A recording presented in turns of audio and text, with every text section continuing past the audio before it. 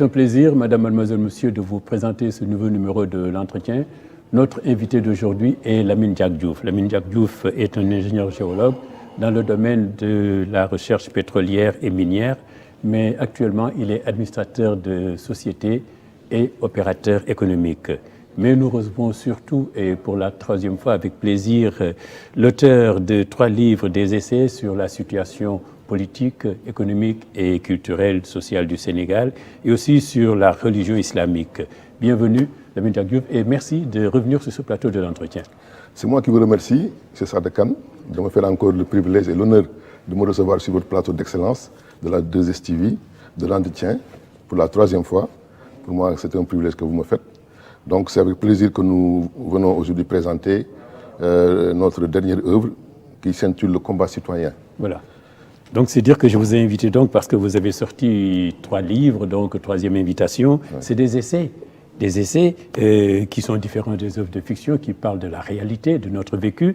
Alors, ce livre, il a pour titre Le combat citoyen de la Renaissance vers les indépendances. Alors, c'est un livre, d'abord, le contrat citoyen. Cette fois-ci, c'est le combat citoyen. Vous avez aussi écrit un livre sur les lois de l'esprit. Alors, la question que je vous pose, la première, c'est est-ce que justement ces thèmes peuvent traduire vos préoccupations du moment, la gestion de la société et la relation avec la divinité? Vous savez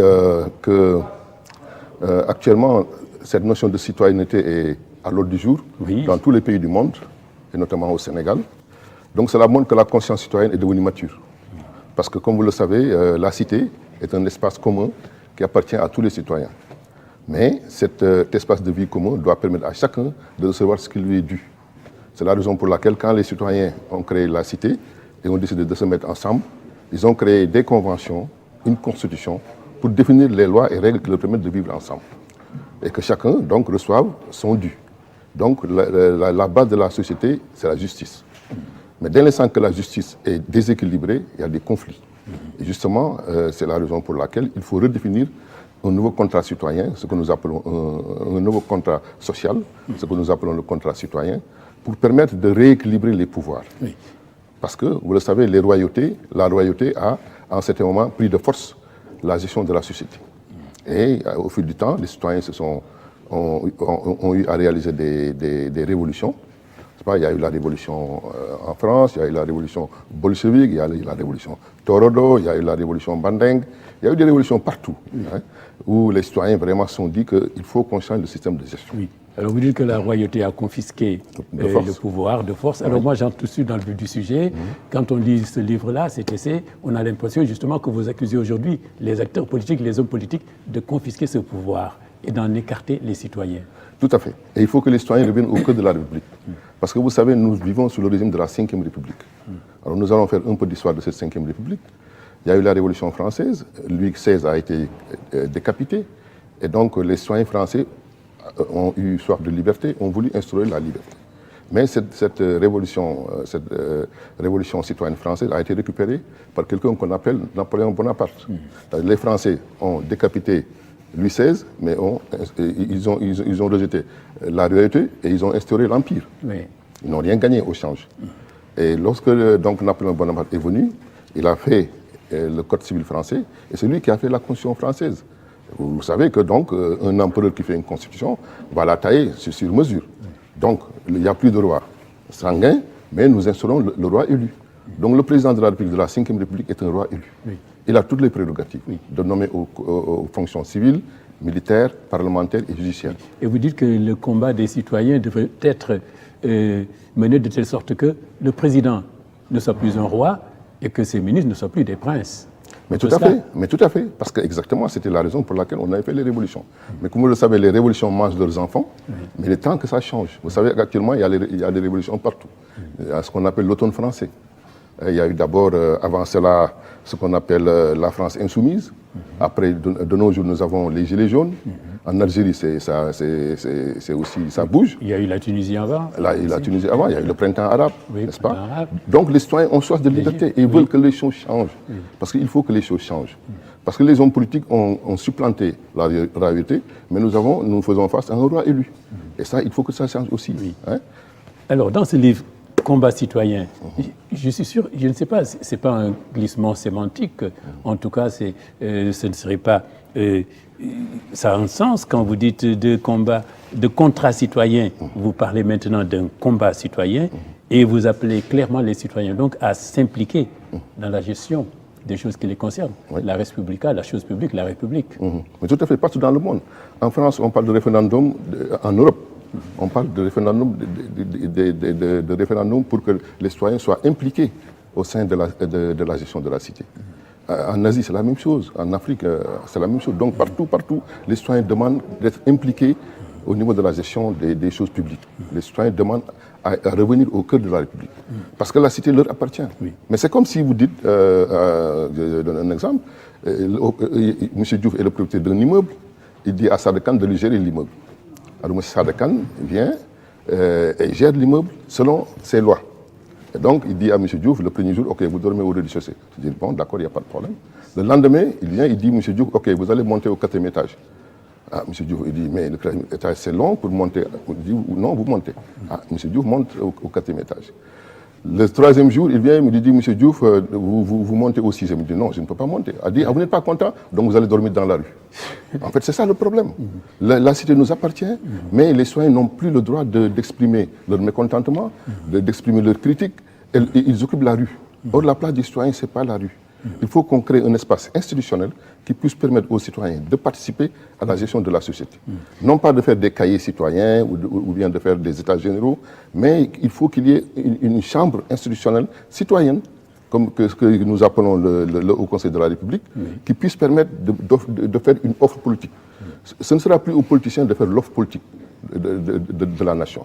Mais c'est les citoyens qui devront exprimer leurs besoins dans le cadre de cahiers citoyens. Alors c'est une disqualification pure et simple, mais qui ne dit pas son nom des politiques alors. Est-ce qu'ils ne sont pas disqualifiés eux-mêmes? Mais en tout cas, toujours est-il que, il faut rééquilibrer les pouvoirs. Parce que les politiciens, ils ont quand même un mérite.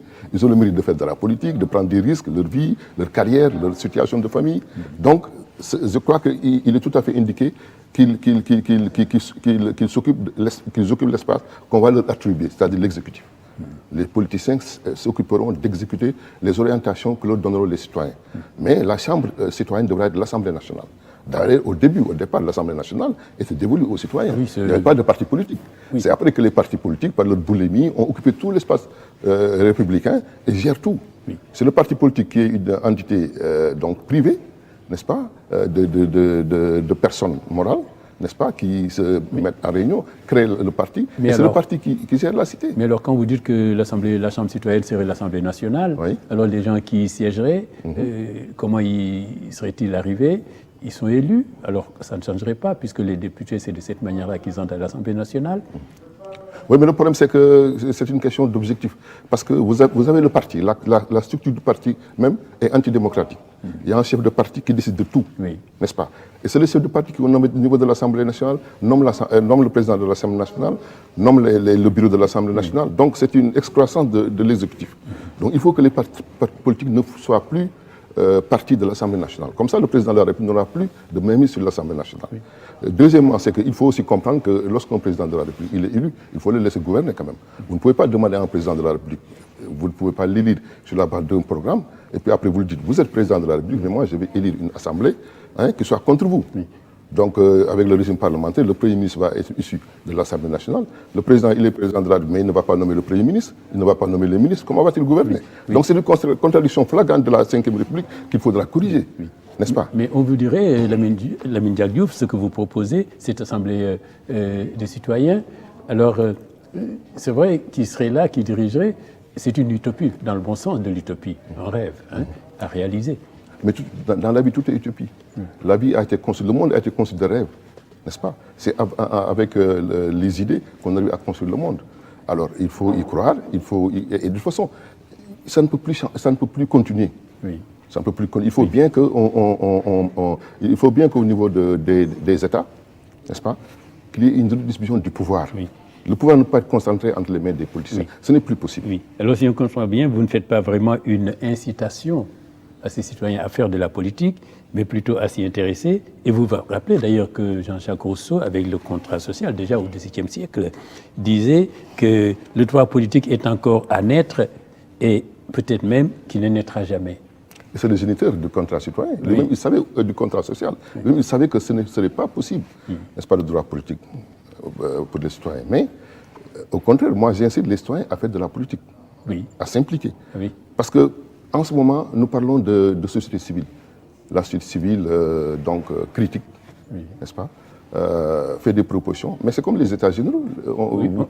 Ils sont toujours accusés de faire de la politique sous le masque, d'ailleurs. Mais ils ont raison de faire, ils doivent faire de la politique. Il ne faut pas que les politiciens confinent les religieux à ne pas faire de la politique. Il ne faut pas que les politiciens confinent les citoyens à ne pas faire de la politique. La politique ne leur appartient pas.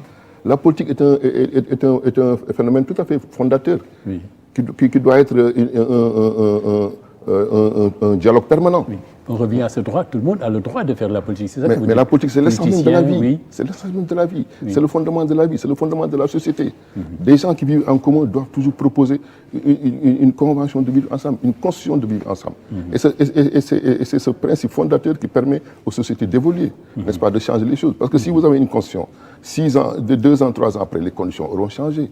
Donc il faut revoir les règles du jeu. Et c'est le dialogue permanent qui doit être institué. Plus de, comme vous écrivez, vous dites, plus de dirigeants autoproclamés, tout le monde, ils ne valent pas plus que les autres, tout le monde a le droit de faire de la politique. Il n'y a pas de dirigeants qui sont là. Oui, il y a les messies. La période de Messie est terminée. Donc un homme ne peut pas venir et penser que lui c'est le Messie, c'est l'illuminé, c'est le clairvoyant. Ça, c'est les empires soviétiques et chinois. C'est terminé, n'est-ce pas? Maintenant, il faut une implication des citoyens. D'ailleurs, si vous faites attention, lorsque l'exécutif doit revoir la marche de la société, il confie à la société civile de faire des études. François Hollande l'a fait, d'autres l'ont fait. OK, vous me faites telle étude, vous me faites telle étude. Et après, lorsqu'on remet aux politiciens ces études, ils prennent ce qu'ils veulent, ce qui les arrange. Donc, c'est ça le problème. Alors, nous disons qu'il faut donc créer une nouvelle offre politique et mettre fin à la royauté élue. Il faut mettre en place un système de gestion du pouvoir, gestion commune du pouvoir. Que tous les membres de la société soient impliqués dans la gestion de la cité. Pour pouvoir, effectivement, changer les choses. Pour ne pas laisser entre les mains d'un homme le droit de décider de tout. Il décide de la vie, comme si quelqu'un qui devait décider de la vie et de la mort des gens. Il faut que les citoyens aient un espace institutionnel, une chambre institutionnelle qui puisse leur permettre non plus non pas de diriger, n'est-ce pas, mais de proposer, de contrôler. Que leur droit ne s'arrête pas seulement à aller voter, par exemple, le devoir et leur droit, mais beaucoup plus que ça, impliquer. Mais les citoyens parler avec les autres, ceux qui dirigent, prendre leur part par la parole de la direction des choses. Tout à fait, parce que les citoyens, on leur permet de descendre dans la rue que le jour du vote. Le jour du vote, les policiers, allez, sortez, allez. Là, ils sont les bienvenus dans la rue. Mais lorsque le vote est passé, lorsqu'on a donné la légitimité au président de la République, il dit, écoutez, maintenant vous restez chez vous, vous ne sortez plus. La rue vous devient interdite. Alors que ce n'est pas ça. Si les citoyens ne sont pas contents, il faut bien qu'ils l'expriment. Mais s'ils l'expriment, c'est donc par la violence qu'on les réprime. Comme je l'ai dit tout à l'heure, vous conviez un immeuble à quelqu'un, vous dites, si vous n'êtes pas content, allez dormir dehors. Pas qu'au niveau de la République, maintenant, on ne vous dit pas d'aller dormir dehors, mais on vous dit d'aller dormir en prison, d'aller dormir dans la tombe. Vous pensez même que ces citoyens devraient en fait créer des lobbies, mais des lobbies qui seraient plus forts que tous les autres lobbies existants. Mais bien sûr, les lobbies citoyens. Les lobbies citoyens, il faut bien. Il y a Oxfam, par exemple, au niveau de l'Europe, ils sont en train de faire en sorte de créer un lobby citoyen pour influer les décisions politiques. Mais pour moi, je pense que c'est une utopie. On ne peut pas obliger ou tout au moins orienter les politiques. Mais l'affaire des Gilets jaunes est là, si on se réfère à des lobbies, c'est une force citoyenne en principe. Mais voilà. Le problème, c'est que si on ne fait pas attention, ce mouvement va s'essouffler, comme les autres mouvements avant. Et au bout du compte, il n'y aura pas de changement. Moi, je pense que les Gilets jaunes, si j'ai un message à leur communiquer, c'est de faire en sorte qu'il y ait une nouvelle constitution française qui puisse redistribuer les pouvoirs, que tous les citoyens aient une chambre pour s'exprimer, pour proposer, comme nous le disons ici, le Conseil de la République, qui ne serait formé que par des citoyens, des ingénieurs, des médecins, des enseignants, des vendeurs, donc la société. Parce que la société civile, il ne faudrait pas que ce soit seulement des avocats, des médecins qui viennent négocier pour eux. Non, il faut que ça soit vraiment représentatif de tous les citoyens, qui viennent exprimer leurs besoins, n'est-ce pas? Et bon, alors ces citoyens, parfois, ce peuple paraît introuvable, enfin introuvable entre guillemets, parce que vous dites que ils sont absents des institutions. Oui. C'est pour ça que vous voulez que les citoyens y soient. Et aussi dans les rues aussi. Même vous dites sûrement pour rire, même pour manifester, on leur interdit. Donc ils ne sont même pas pour dire ce qui leur déplaît. Mais vous dites que maintenant le peuple est derrière les barricades. Des réseaux sociaux. On les a barricadés derrière les réseaux sociaux, mais là, ils s'y expriment comme ils veulent. Hein? Avant, c'était des réunions clandestines, nuitamment. Maintenant, c'est au jour sur tous les réseaux sociaux. Alors, donc, ils s'expriment. Ils ont vraiment repris la parole, l'expression. Oui, mais vous savez, les révolutionnaires sont de retour, n'est-ce pas? Ah oui. Ah, ils sont de retour. Le combat citoyen, il est permanent. Parce que tant qu'il n'y a pas de justice, tant qu'il n'y a pas d'égalité, il y aura toujours le combat citoyen. Depuis la nuit du temps, le combat citoyen existe. Mais il n'a pas encore abouti. C'est la raison pour laquelle je dis qu'il faut le terminer. Si vous voyez bien l'intitulé du livre, j'ai mis de la Renaissance vers les indépendances. Oui. De la Renaissance vers les indépendances. Donc il faut bien une Renaissance citoyenne qui puisse permettre de mettre en place d'autres paradigmes, d'autres concepts qui puissent permettre de voir les indépendances. Si vous voyez les indépendances sont montrées par un enfant, nous ne verrons pas ces indépendances. Mais peut-être nos enfants ou nos petits-enfants verront ces indépendances. Mais il faut qu'on y travaille maintenant. Il faut bien qu'on essaie de faire en sorte qu'il y ait un rééquilibrage des pouvoirs politiques. Vous dites de manière péremptoire, les révolutionnaires sont de retour. Oui. Et vous dites, je pense même la formule, c'est la démocratie qui a ressuscité les barricades. Les révolutionnaires sont revenus avec ces barricades. Ils ont toujours été là. On leur a fait croire que, bon, écoutez, maintenant les rois sont partis. Vous avez la République, vous avez votre voix à donner. Mais ils ne donnent leur voix qu'un jour, c'est le jour du vote. Après, ils ne donnent plus de leur voix. Donc, ils ont compris qu'on les a floués. Alors, ils sont revenus, ils ont dit, écoutez, il faut qu'on change les choses. Alors, comme on leur interdit la rue, ils prennent d'assaut les réseaux sociaux. N'est-ce pas? Ils s'expriment là-bas, ils donnent leur point de vue. Et c'est la raison pour laquelle, toutes les décisions maintenant se prennent au niveau des réseaux sociaux, au vu et au su de tout le monde. Et personne n'y peut rien. Mais le problème, c'est que ce n'est pas au niveau des réseaux sociaux que les problèmes seront réglés. Ce n'est pas dans la rue que les problèmes seront réglés. Il faudra que les citoyens viennent à la table de la République. Qu'ils discutent, qu'ils proposent, qu'ils donnent des orientations, qu'ils donnent des visions, n'est-ce pas? Qu'ils imposent aux politiques leur vue. Parce que la République, n'est-ce pas, le pouvoir exécutif, cette idée que vous développez mériterait toute une émission. Comment ils arriveraient au pouvoir, à la table de la République? Il y a déjà des occupants de cette table de la République, il y a des tenants. Comment ils y arriveraient? De quelle manière? Voilà. Mais ça, ce serait toute une émission. Moi, je capte juste l'idée. Donc, il faudrait qu'ils soient à la table de la République pour donner leurs idées, discuter. Tout à fait. Mais la table de la République, ce n'est pas seulement la table du Conseil des ministres. Ce n'est pas seulement la table de l'Assemblée nationale, n'est-ce pas? C'est un espace institutionnel comme le Haut Conseil de la République. Qu'on créerait. C'est pour ça que je dis que les Gilets jaunes, les gens qui sont les citoyens algériens, les citoyens soudanais qui sont en train de bouger, il ne faut pas se cantonner seulement à quelques aspects de leur revendication. Il faut diminuer les impôts, il faut donc que le président ne puisse pas avoir un 5e mandat. Ça, c'est bien, mais il faut aller jusqu'au bout. Il faut faire en sorte qu'il y ait une nouvelle constitution qui permette de distribuer les pouvoirs, que les citoyens disposent d'un pouvoir à l'intérieur de la République et que les politiciens disposent du reste du pouvoir. Et que les citoyens, comme c'était prévu avant, retrouvent leur droit de contrôle, leur droit de vote. Par exemple, le budget, c'est le budget national, ça appartient à tout le monde. Mais comment on peut laisser la décision de décider du budget à une seule personne? Il faudrait bien que les citoyens disent, OK, notre budget... C'est décidé à l'Assemblée, non? Comment? Le budget. C'est discuté à l'Assemblée, mais l'Assemblée, c'est le parti politique. C'est le président qui nomme les députés, c'est le parti du président qui est à l'Assemblée nationale. Bon, ils ont eu en certain moment en France ce qu'on appelle une cohabitation entre Mitterrand et Chirac, entre Chirac et Jospin. Le coup du sort, donc le sort a voulu que Chirac a été donc, le premier ministre de Mitterrand, n'est-ce pas? Mais le sort aussi a voulu que Jospin soit son premier ministre. Donc il a connu lui aussi les affres d'être président et de ne pas pouvoir décider de quoi que ce soit. Ce qui est incohérent, n'est-ce pas? Vous avez une république où le président de la République, il est élu, mais c'est l'Assemblée nationale, le Premier ministre qui est issu de l'Assemblée nationale, qui dirige. C'est un régime bicéphale qui n'existe que dans le système français. Les Anglais sont plus cohérents. Bon, ils font les législatives. Le parti qui gagne nomme son Premier ministre. Mais l'espace institutionnel est entièrement est occupé par le parti politique.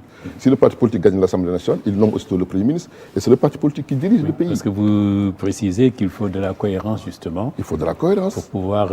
Oui, parce que la Ve République est pleine d'amalgames, de contradictions. Oui. Et nous ne pouvons pas accepter, nous les citoyens, de vivre dans les amalgames, dans les contradictions. Il faut bien que tout soit clair, il faut être sérieux, il faut faire en sorte que... Parce que c'est nos vies, c'est notre avenir, c'est nos biens. Il faut donc que, vraiment, il y ait un système politique. Parce que c'est ça le maître mot. Il faut que le système politique change. Oui. Et dites, deuxième chose aussi que vous dites, que notons avant d'avancer, que les révolutionnaires sont revenus, sont là. Les révolutionnaires, ils sont là, mais ils sont en France. Les Gilets jaunes, c'est quoi? Oui. C'est des révolutionnaires. Oui. En Algérie, c'est quoi? C'est des révolutionnaires. Oui. Vous allez au Soudan, qu'est-ce que c'est? Des révolutionnaires. Oui. Parce qu'ils ont été foulés. Chez nous, vous envoyez chez nous? Au Sénégal? Oui. Le 23 juin, qu'est-ce que c'était? Oui, ça, oui. Mais voilà, ils sont partout. Oui. Mais n'oubliez pas que c'est le Sénégal qui a initié, donc, avec les mouvements citoyens, oui, qui a presque donné ses idées aux autres pays africains, comme le Burkina Faso, comme au Mali, comme en Côte d'Ivoire. C'est à partir du 23 juin, des mouvements du 23 juin qui ont eu les mouvements Yanamar, 23 juin, donc qui ont eu à influer sur les autres citoyens sénégalais, africains. Oui. Donc cette révolution au Sénégal elle est là au Sénégal, comme dans tous les autres pays. Donc vous dites que c'est absolument indispensable d'instaurer ce dialogue politique et qui est un dialogue politique social permanent. Permanent. Permanent. Le dialogue politique doit être permanent. Oui.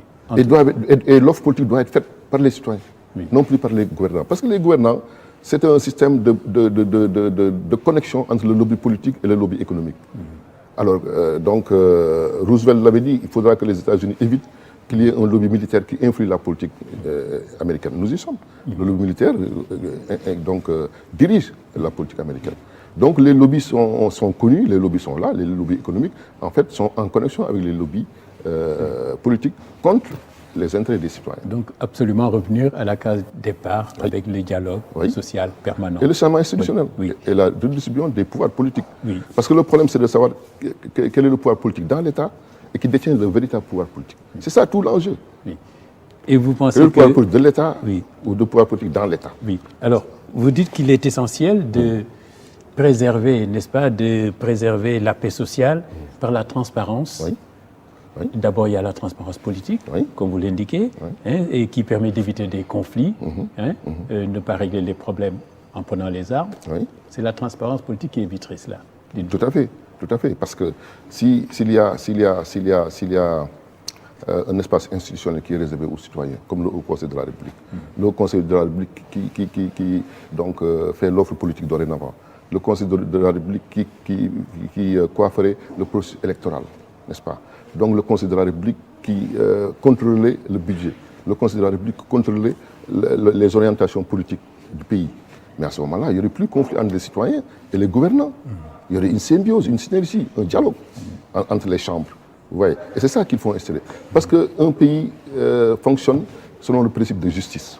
S'il y a une justice, s'il y a la transparence, les gens verront qu'il y a la justice, qu'ils verront que le pays est bien géré. Là, il n'y a pas de conflit.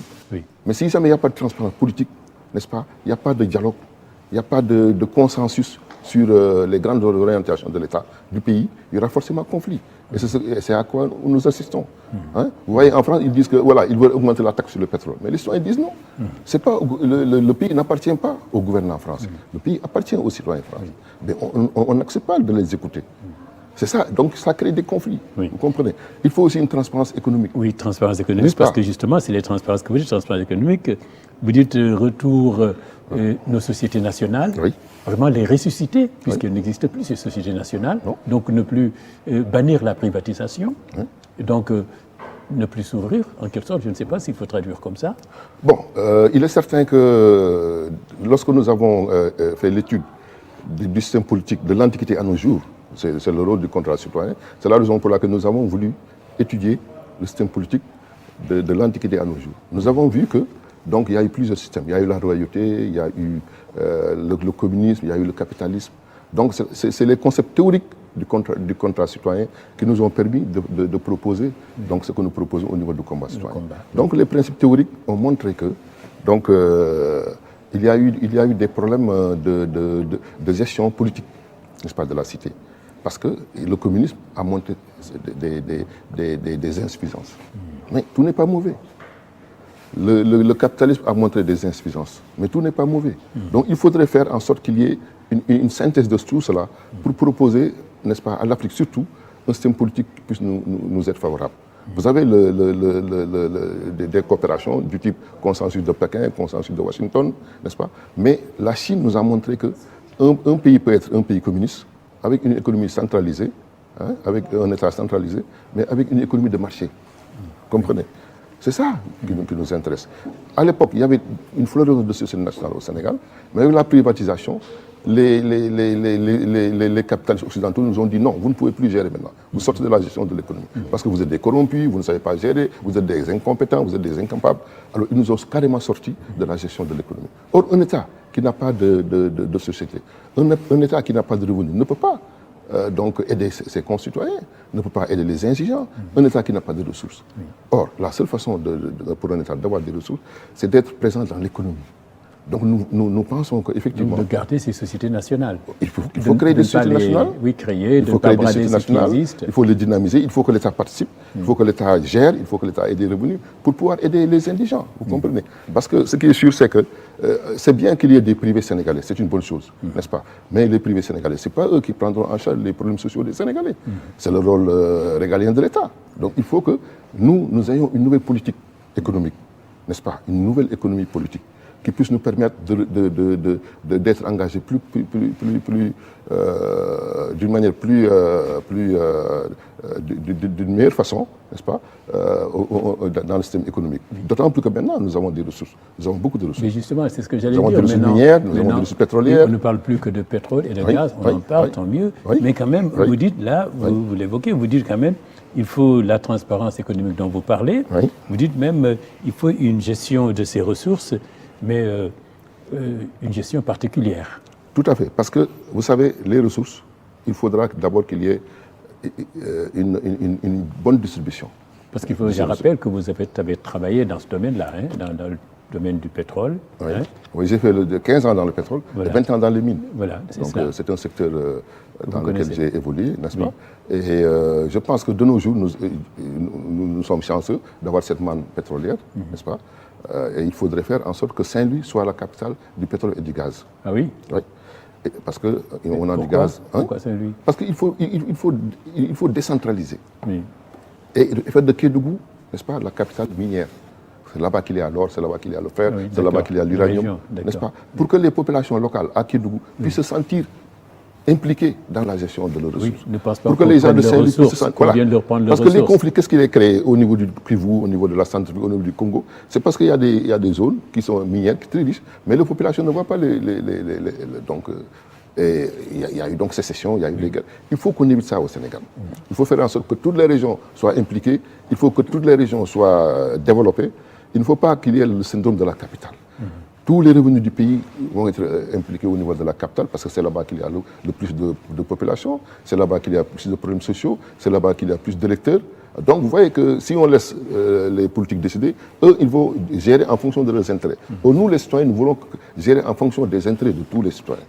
Que les habitants de Matam, avec les phosphates de Matam, puissent en bénéficier, que les gens de Diogo, n'est-ce pas, puissent bénéficier du zircon, qu'il y ait des retombées et du phosphate là-bas, que les gens de Saint-Louis, les populations de Saint-Louis puissent bénéficier des retombées du gaz et du pétrole en mettant là-bas, par exemple, des bureaux, en mettant là-bas des infrastructures qui puissent permettre à ces populations d'avoir du travail, de voir un petit peu leur région bénéficier de certaines infrastructures. Ça, c'est très important. Oui. Les politiques, vous répondrez qu'ils prennent en compte, et c'est ce qui les intéresse, ce qui les fait bouger, les intérêts des populations. Ben, les politiques, vous savez, ils sont un peu prisonniers de leurs intérêts politiques, n'est-ce pas? Le parti, donc voilà, c'est un petit peu ça qui bloque leur action. Et il faut savoir aussi qu'ils disposent du pouvoir tant à en abuser. Tous les politiques, c'est humain, tous les hommes sont pareils. Qu'ils disposent du pouvoir a tendance à en abuser. Mais il faudrait faire justement en sorte qu'il y ait le contrôle permanent, qu'il y ait des propositions permanentes. Oui. Par exemple, moi, c'est ce que je dis dans le livre, ce que je démontre, c'est que nous avons maintenant des ressources minières et pétrolières. Il faut que toute l'économie nationale soit maintenant centrée autour des activités minières et pétrolières. En quoi faisant? En mettant en place des outils. Il faut mettre en place une banque qui finance l'industrie minière. Il faut mettre en place des entreprises, des sociétés qui donnent des services à l'industrie minière. Il ne faut pas faire l'erreur du Mali, l'erreur du Congo, l'erreur de l'Angola, du Nigeria, où il y a eu des ressources, n'est-ce pas? L'État n'a eu que des impôts et des taxes. Il ne faut pas tomber dans ce piège, n'est-ce pas? Il ne faut pas tomber dans ce piège. Les politiques, les opposants ont tendance à parler de contrats, ont tendance à parler de taxes et d'impôts, mais il faut comprendre que les contrats sont devenus des contrats interrégionaux. Par exemple, le code minier, il est un code minier de la zone, n'est-ce pas? Il n'y a pas un contrat spécifique au Sénégal. Oui. Il y a un contrat de l'UMOA, oui, n'est-ce pas? Un contrat unique. Donc, ce qu'il faut, ce n'est pas le problème du contrat, ce n'est pas le problème des taxes et des impôts, oui, mais c'est comment l'État pourra faire pour inciter, n'est-ce pas, les Sénégalais à créer des entreprises de services, parce qu'il faut comprendre que les sociétés, l'exploitation pétrolière et l'exploitation minière, les sociétés qui se font le plus de l'argent, il y a des milliards à collecter, oui, c'est les sociétés de services. Oui. Et vous me dites, qu'il faut cartéliser. Il faut cartéliser l'industrie minière et pétrolière en Afrique. Ça a été réussi dans les pays du Golfe, mais ça n'a pas été encore réussi en Afrique. Pourquoi? Parce que les systèmes politiques ne sont pas les mêmes.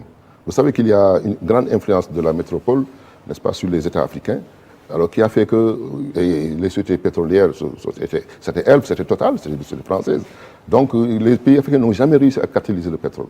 Ils ne font que bénéficier d'une petite manne pétrolière constituée par des impôts. Il faut aller plus loin. Il faut faire en sorte de mettre en place des structures. Le Sénégal a Petrosen, la société pétrolière, la société des pétroles du Sénégal, dont j'ai été le premier ingénieur, n'est-ce pas? Et donc Petrosen, il faudrait renforcer cette structure, lui permettre d'avoir plus de participation dans l'exploitation pétrolière. L'État doit mettre des milliards dans la société pétrolière pour que la société puisse investir. L'État doit mettre en place une banque qui puisse investir dans les mines. Par exemple, les sociétés minières, elles sont obligées d'aller emprunter de l'argent à l'extérieur pour venir investir au Sénégal. Donc il faut qu'il y ait des banques sénégalaises pour investir dans les mines. Il faut aussi des sociétés de services, des sociétés de forage, des sociétés de laboratoire, n'est-ce pas? Il y a certainement une floraison de sociétés pétrolières de distribution au Sénégal, dont Elton, dont Aiden, dont API, dont Touba Oil, c'est bien. Mais ça, c'est des privés, c'est une bonne chose, c'est des privés. Mais il faudrait que l'État, par le biais de sa société nationale, Petrosen, puisse participer aussi à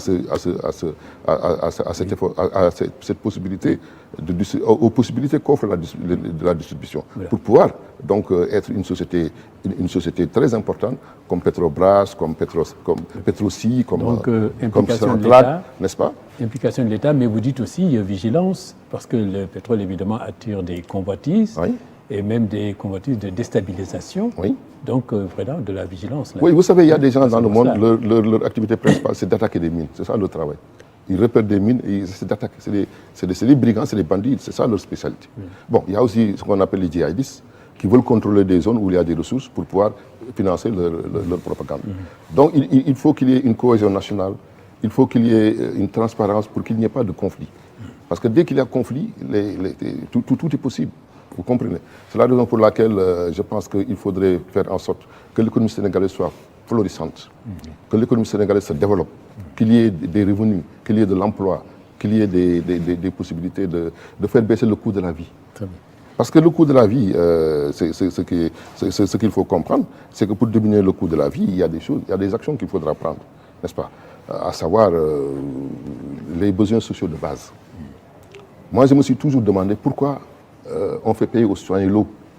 L'eau, ce n'est pas une denrée manufacturée. Oui. Ça tombe du ciel tous les ans. Oui, mais n'est-ce pas? Il y a des installations. Il y a des installations, mais ces installations ont été financées avec des prêts peut-être, mais il faudra bien qu'un jour elles soient amorties. Oui. Est-ce qu'on va continuer à payer le même coût alors qu'elles sont amorties? C'est un problème. Et puis même si ces installations-là doivent être faites, mais l'État n'a qu'à faire ces installations avec tout ce que nous pourrons avoir, du pétrole, de l'or, du zircon, du fer. L'État pourra financer ces installations et rendre l'eau potable gratuite aux populations.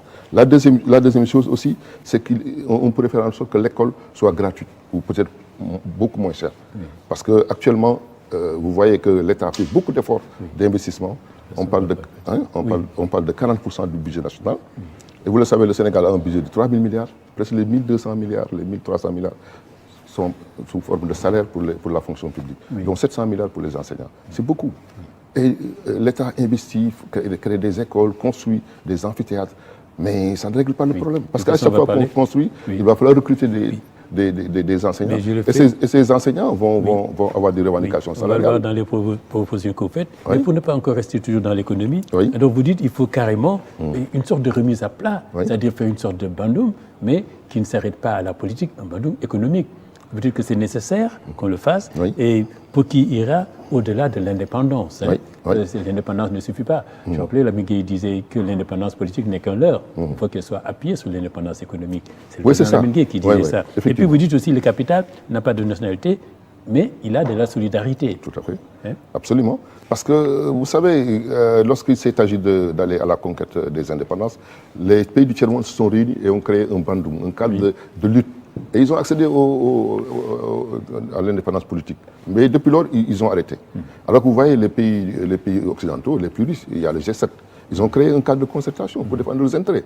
Mais le tiers-monde n'a plus aucun outil de concertation et de lobby. Et ça, il le faut. N'est-ce pas? Si les occidentaux ils voient que le tiers-monde est en bloc et donne des orientations, donne des indications, les pays occidentaux seront obligés de suivre. C'est ce qui a été le cas au niveau de Bandoum 1. Donc j'estime qu'il faudrait qu'on remette en place Bandoum 2. Mais ce Bandoum 2 aiderait à défendre les intérêts économiques des pays du tiers-monde.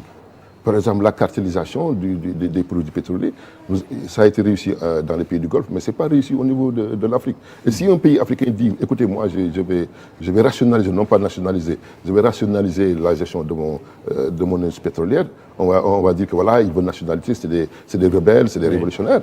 Et c'est un pays tout seul. Il sera une proie facile pour les Occidentaux. Les 7 majors sont puissantes, n'est-ce pas? Et on sait que les pays occidentaux fonctionnent en fonction de lobby de leurs grosses entreprises. Ils nous font croire qu'il faut avoir une économie privée, mais chez eux, l'économie n'est pas privée. Le CAC 40, n'est-ce pas? Le Nasdaq, donc le FTSE, c'est des indices boursiers. Et si vous regardez les entreprises qui constituent ces structures-là, vous verrez des sociétés qui appartiennent ou à l'État français, ou à l'État américain, ou à l'État anglais. Pourquoi vous dites qu'il faut que l'État ait des sociétés? Et il faut que l'État aussi ait des sociétés. Parce que ces Occidentaux-là qui se disent capitalistes privés, mais c'est eux qui possèdent toutes ces entreprises-là. D'ailleurs, vous avez vu, lors de la crise de 2008, n'est-ce pas? Vous avez vu que les États français, américains, anglais sont empressés d'injecter des milliards dans les banques. Il y avait Lehman Brothers, n'est-ce pas? Il y avait des problèmes en 2008, la grande crise, Standard & Poor's et donc Lehman Brothers ont eu des problèmes. Et l'État américain et l'État Barack Obama, n'est-ce pas, a amené une sorte de New Deal. Oui. De New Deal. Oui, tout cela que vous dites, Lamine Diack, ça revient à dire qu'il faut vraiment que nous changions un peu les paradigmes sur lesquels on se trouve. Vous dites on ne peut pas gérer des sociétés au XXIe siècle avec des outils du passé. Mais bien sûr. Il faut vraiment... Mais il faut utiliser les nouveaux outils technologiques, n'est-ce pas? La gestion de l'école, je crois qu'elle est devenue archaïque. Oui. Parce que vous construisez des salles de classe, vous construisez des écoles, et vous recrutez des enseignants, et ça ne marche pas, ça ne va pas. Il y a toujours des grèves, il y a toujours des menaces d'année blanche, les syndicats nous tiennent en otage. C'est la raison pour laquelle je dis qu'il faut une chambre citoyenne qui pourra négocier directement avec les syndicats, qui leur dit, écoutez, voilà nos limites, voilà notre budget. À partir de ce moment-là, on ne pourra pas quand même taxer les gouvernants vous pensez que pour l'école, parce que vous me disiez, quand on préparait cette émission, que bien on construit des lycées, des universités même, dans tout le pays, mais vous dites la démographie nous a rattrapés. La population estudiantine s'accroît, on ne peut plus, voilà. C'est pas possible. Et nous avons vu que vous dites qu'on n'y arrivera pas comme ça. On n'y arrivera pas. Et nous avons vu que ça ne marche pas. Oui. Ça ne marche pas. Depuis Abdou Diouf, depuis Abdoulaye Wade, maintenant le président Macky Sall. Enfin, je ne voudrais pas personnaliser ce débat au Sénégal parce que c'est un débat de contrat citoyen, il est beaucoup global. C'est la France, c'est les États-Unis, c'est l'Algérie. Alors que faut-il faire? Partout. Mais le problème, c'est que Ils ont construit des écoles, ils ont recruté des enseignants, ils ont augmenté des salaires, ils ont donné des primes. Mais ça ne marche pas. Chaque année, il y a des grèves. Oui. C'est récurrent. Nous allons vers le mur. Et ça ne marchera pas comme ça. Oui. Ce qu'il faudra, c'est utiliser les nouvelles technologies. Vous savez, avant, il y avait les postiers. Les facteurs, ils venaient avec leurs casquettes, avec leurs besaces pour distribuer des lettres. Eh bien, avec les nouvelles technologies, il n'y a plus de facteurs. L'email, votre courrier, une seconde, vous l'envoyez, et puis 2 minutes après, vous avez la réponse. Avant, ça prenait des mois. Oui. Maintenant, vous ne voyez plus de facteurs. Donc, alors, vous voulez que l'éducation se fasse par les nouvelles technologies? Il y a eu l'e-banking. Avant, il fallait passer par la banque, ou bien il fallait passer par la poste. Le week-end, les banques sont fermées, vous ne pouvez pas prendre de l'argent. Mais maintenant, avec le téléphone portable, avec l'e-banking, n'est-ce pas? Tout le week-end, l'argent circule. Vous allez dans la quincaillerie du coin, vous pouvez retirer de l'argent ou envoyer de l'argent, n'est-ce pas? Le villageois, dans son village reculé, il n'a pas besoin d'aller en ville. Avec son portable, on lui envoie de l'argent, ou bien il reçoit de l'argent. Donc il y a eu l'e-banking. Maintenant, il faut faire en sorte qu'il y ait l'e-learning, l'éducation en ligne. Oui. Il faut réfléchir à ça. Il faut que l'État... L'université virtuelle. L'université virtuelle, c'est la solution. Hein? C'est la solution. On va diminuer de 2 la masse salariale des enseignants, on va diminuer les enseignants, on va diminuer donc le capital, le budget pour construire des écoles, n'est-ce pas? Et puis en plus, les enfants qui quittent leur famille, ils viennent ici, en ville, il faut les loger, il faut les nourrir, ils ne sont pas contents, ils cassent des bus, ils allument des pneus, n'est-ce pas? Ça crée une situation d'insurrection permanente. Mais ça, il faut bien trouver une solution. Oui. Il faut bien trouver une solution. La solution, c'est l'éducation en ligne. Oui. Qu'on puisse investir dans les infrastructures et que l'Internet, on puisse avoir l'Internet partout. On puisse développer l'énergie solaire pour avoir l'électricité partout. Comme ça, nos enfants resteront dans leur terroir. Nos enfants ils seront proches de leurs enfants. Ne seront pas exposés aux aléas de la grande ville. Il y a des enfants qui viennent, ils sont en déperdition au niveau de la grande ville.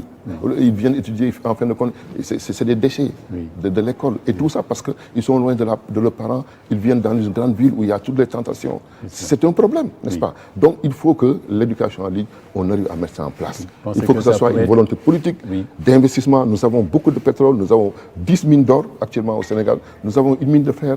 La 3e mine de zircon du monde, n'est-ce pas? Nous avons potentiellement de l'uranium. Donc, ces ressources-là devraient nous permettre d'investir dans l'éducation. Oui. Pour l'éducation, donc, le e-learning. Alors, des propositions que vous faites, en fait, vous parlez, le sport. Alors, c'est curieux dans ce livre, La Mine, ce livre qui fait quand même 307 pages, 306 pages, vous consacrez un paragraphe au sport. Oui. Pour dire, ces gens qui gagnent des milliards, c'est un mauvais exemple parce que plus de vocation éducatrice. Bon, parce que vous voyez, maintenant, tout le monde veut mettre ses enfants dans des écoles de football. Ouais, tout le monde rêve que ses enfants, quand on a un enfant joueur professionnel, un parent, mon Dieu, Et c'est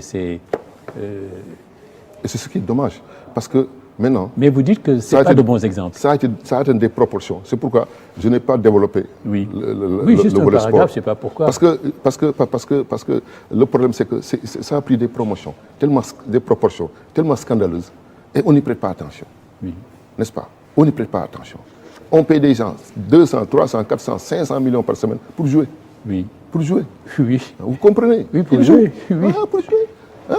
Alors que l'agriculture qui donne à manger, qui passe toute la journée dans son champ, qui trime pour nous donner la graine à manger. Alors que le pasteur qui marche des kilomètres et dont les pieds sont coupés par les racines des herbes, pour amener les troupeaux de vaches à la prairie. Des fois, ils n'ont même pas d'eau pour boire. Justement, ils ne sont pas... Il y a une incohérence. Il y a une incohérence. Hein? Il y a une incohérence. Il y a une hégémonie du futile sur l'utile. Oui. N'est-ce pas? Oui. C'est ça qui est grave notre société. Actuellement, donc, a atteint des proportions. C'est comme les musiciens aussi. Oui. Vous prenez les musiciens, mais on parle de... Je ne veux pas donner de nom, mais des rappeurs américains, ils ont 200 millions de dollars. Oui, absolument. Des milliards et des milliards. Oui. Vous les voyez, ils montrent ils jettent à la figure des pauvres personnes leur richesse avec des chaînes en diamant, en or, des diamants d'or. Ils jettent comme ça d'une manière insolente.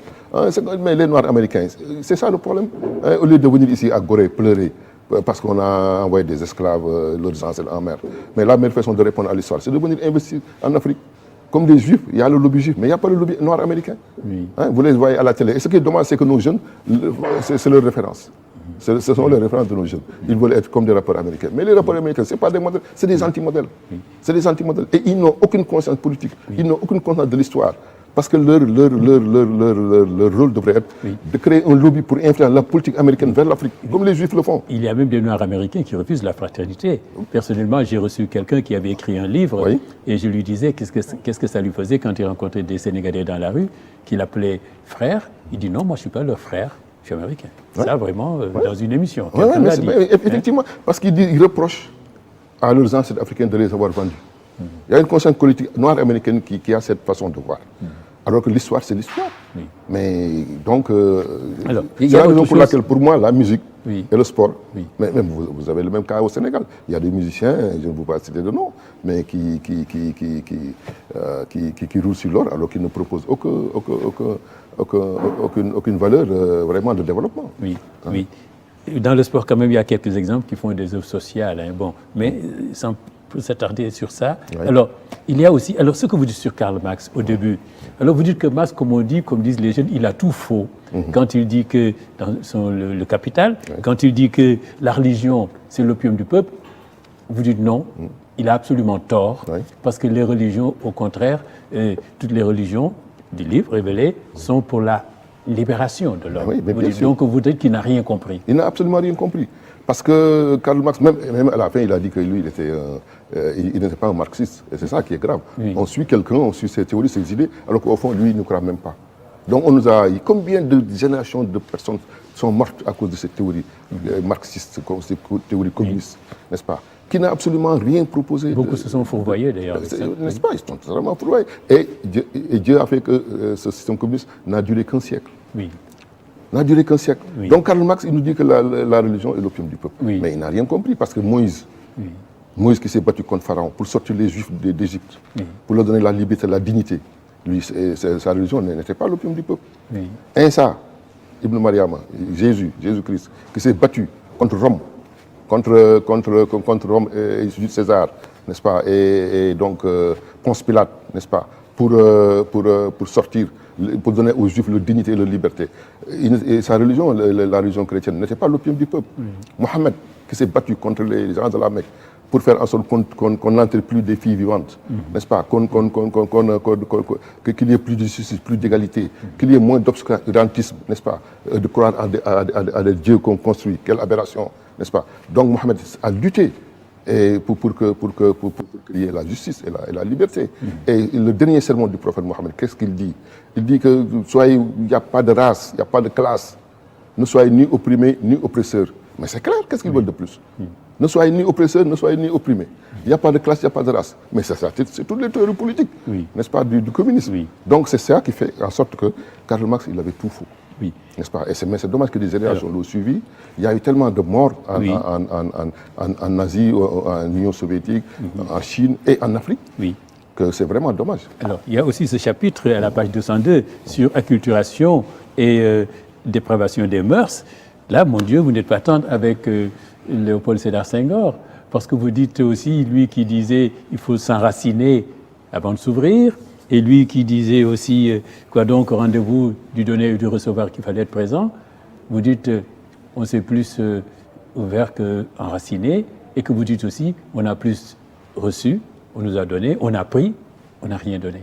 Donc vous dites que c'est la voie à l'acculturation, c'est la voie à la... Vous savez, Senghor, c'est... Vous êtes sévère, hein? Non, c'est pas que je sois sévère. J'essaie d'analyser froidement l'histoire. Comme vous le savez, j'ai fait une œuvre, le contrat citoyen, qui essaie d'étudier les régimes politiques de l'Antiquité à nos jours, de la Grèce, n'est-ce pas, au monde contemporain d'aujourd'hui, en passant par la Rome, en passant par le monde arabo-musulman, en passant par les sociétés démocratiques modernes. Donc, il s'est trouvé que le président Senghor, n'est-ce pas, a été à l'école française. Il a été formaté à l'école française.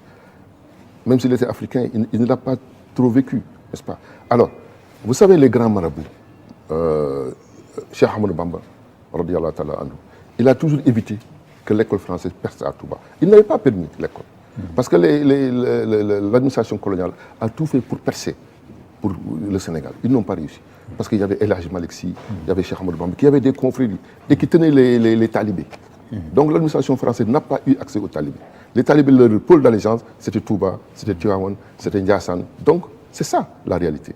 Mais Senghor a réussi à continuer cela en introduisant l'école française. Et l'école française a complètement lavé l'esprit des Sénégalais, qui sont des musulmans, mais qui sont de mauvais musulmans. Ah. Et c'est ça que Senghor voulait. C'est ça l'acculturation. Vous prenez un Sénégalais, vous l'envoyez à l'école maternelle.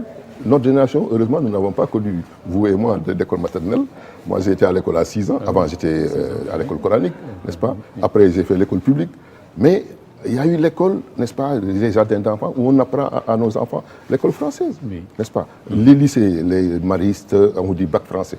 Donc, au bout du compte, vous avez un fils que vous prenez, vous mettez donc à la maternelle à 3 ans, d'autres à la crèche à 1 an ou 2 ans, n'est-ce pas? Tout le cursus, il échappe à votre éducation. À 18 ans, il sort, c'est un jeune Français. Oui. C'est un jeune Français. Parce qu'il a été éduqué selon les critères et les valeurs françaises. Donc tous ces jeunes que nous rencontrons n'ont pas la même mentalité que nous, n'ont pas la même philosophie que nous, n'ont pas la même façon de voir que nous. C'est des acculturés. Donc il faut une autre école sénégalaise pour savoir qu'est-ce que nous voulons, quel homo sénégalensis nous voulons. D'un point de vue culturel, d'un point de vue économique, qu'on change le paradigme de l'éducation, qu'on forme plus de techniciens, conformément à notre économie minière et pétrolière, et qu'on forme plus de Sénégalais qui soient en éducation avec nos valeurs. Parce que si vous voyez bien dans le livre, j'ai fait exprès de montrer l'histoire du Sénégal. J'ai mis le royaume du Baol, le royaume du Fouta, le royaume du Kadior, le royaume de la Casamance, la République Lébou. Tout ça, j'ai montré que, en fait, il nous faudrait recentrer selon notre passé. Parce qu'actuellement, au niveau de nos villes, il y a trop de budget qui part pour des organisations qui ne sont pas les nôtres. Vous avez dans une ville comme Dakar, vous avez le gouverneur, vous avez le préfet, vous avez le maire, vous avez le conseil de la République, n'est-ce pas? Et tout ça, c'est des institutions budgétivores. Alors qu'avant, il y avait le système de l'Amana, n'est-ce pas? Il y avait la royauté élective, il y avait donc la démocratie élective, n'est-ce pas, au niveau de nos sociétés. Et nous pouvons voir quel type d'organisation sociale nous pouvons mettre en place qui soit plus conforme à nos valeurs et qui soit moins budgétivore. Vous avez Dakar, il y avait le grand signe de Dakar, avec la République Lébou, avec les Pench, n'est-ce pas? C'est une piste de réflexion. Oui, c'est cela. Donc, nous arrivons à la fin, mais là, moi, j'ai envie de dire, Lamine, ce contrat citoyen, maintenant ce combat citoyen, pour que les citoyens participent, n'est-ce pas, à la gestion de la cité, tout, les ressources minières, l'éducation, de tout ce dont nous parlait. Mais j'ai envie de lire ce sur quoi vous terminez. Vous dites au combat citoyen, à notre tour, ressuscitons ce combat citoyen pour la liberté et l'égalité. Tels doivent être les enjeux et les objectifs du citoyen du XXIe siècle. Faisons en sorte que l'homme du 3e millénaire réalise enfin les objectifs qui étaient ceux de l'humanité depuis la nuit des temps, c'est-à-dire la construction d'une cité juste où régnerait enfin la liberté et l'égalité, comme l'avaient proclamé dès le IVe siècle les penseurs grecs, qui sont les véritables géniteurs, concepteurs et précurseurs de la République. Absolument. Alors, et là, je voulais terminer. Alors, le lien quand même pour finir, Lamine, donc, que vous faites entre contrat social, combat social. La réflexion, oui, et maintenant, il faut s'impliquer, faire la politique, agir. Oui, c'est-à-dire pour la mise en œuvre du contrat citoyen, il faut un combat citoyen qui serait articulé autour de trois choses, n'est-ce pas, que je définis ici. À la page 34, n'est-ce pas? Il faudrait faire en sorte que, nous pouvons dire que la gouvernance citoyenne sera caractérisée par un triptyque défini comme suit. Une conscience politique citoyenne, pôle politique citoyen, une expertise citoyenne, cahier citoyen. Il faut qu'il y ait, vous savez, le 1er mai, les syndicats doivent mettre des cahiers. Nous, il nous faut mettre en place des cahiers citoyens qui seraient l'offre politique de développement de la nation. Ensuite, il faut un contrôle citoyen par le Haut Conseil de la République. Donc, il faut un espace institutionnel qui puisse prendre en charge cette triptyque, n'est-ce pas? Pour qu'au moins on puisse faire en sorte d'avoir un lobbying citoyen sur les décisions des politiciens. Parce que si les citoyens ne font pas ce lobbying, eh bien c'est les hommes d'affaires qui le feront, c'est les lobbies d'affaires qui le feront. Et ça, ça se fera toujours contre les intérêts du citoyen. Voilà. Et le citoyen, tout ce qu'il pourra faire, c'est sortir dans la rue, où il sera tabassé, où il sera mis en prison, où il sera tué, malheureusement. Je vous remercie. Donc, vous dites que la révolution est là, n'est-ce pas? Donc, que les révolutionnaires sont là. Donc, les citoyens doivent s'organiser, participer au débat. à la gestion du pays, Oui. n'est-ce pas? Oui. Et vous le faites dans vos 2 livres. Le premier, c'était le contrat citoyen, et vous sortez celui-là, le deuxième, le troisième, enfin, le combat citoyen de la Renaissance vers les indépendances. Je rappelle, Lamine, que vous êtes, vous, ingénieur géologue dans le domaine de la recherche pétrolière et minière, et qu'actuellement vous êtes administrateur de société et opérateur économique. Merci. Vous êtes aussi très intéressé par les questions qui ont trait à l'islam, puisque vous êtes l'auteur de ce livre qui a pour titre Les lois de l'esprit. On a fait une émission sur ce livre-là, on a parlé de numérologie et d'autres questions qui concernent l'islam. Je vous remercie. C'est moi qui vous remercie d'avoir bien voulu m'inviter à cette émission. Nous avons essayé de faire un grand survol, n'est-ce pas, de la citoyenneté, parce que vous le savez, actuellement c'est d'actualité. Et cette citoyenneté devrait nous permettre de réduire les inégalités. Parce qu'il y a un thème que nous n'avons pas développé, c'est les inégalités entre travailleurs. Oui. Vous avez les fonctionnaires qui bénéficient de tous les privilèges, prise en charge médicale, donc ils sont logés, nourris, alors que les autres travailleurs, les pasteurs, les pêcheurs, ils n'ont aucune prise en charge de la société. Oui. Ça, c'est une inégalité dont on ne parle pas. Oui. Une inégalité entre régions aussi. Tout est concentré au niveau de la capitale. Oui. Et ça aussi, c'est une source de conflit. Donc, c'est toutes ces questions-là qu'il faudra discuter dans le cadre d'un dialogue. N'est-ce pas, permanent, qui ne soit pas seulement un dialogue en 2019, mais qui soit un dialogue permanent jusqu'à la fin des temps. Très bien. Et ce n'est comme ça que nous allons préserver la paix sociale. Merci. Donc vous ouvrez le débat avec ce livre, Le combat citoyen. Merci d'être venu sur le plateau de l'entretien pour en parler. Quant à vous, Madame, Mademoiselle, Monsieur, merci de nous avoir suivis. Nous nous retrouverons dans 15 jours pour une autre émission, l'entretien. Au revoir.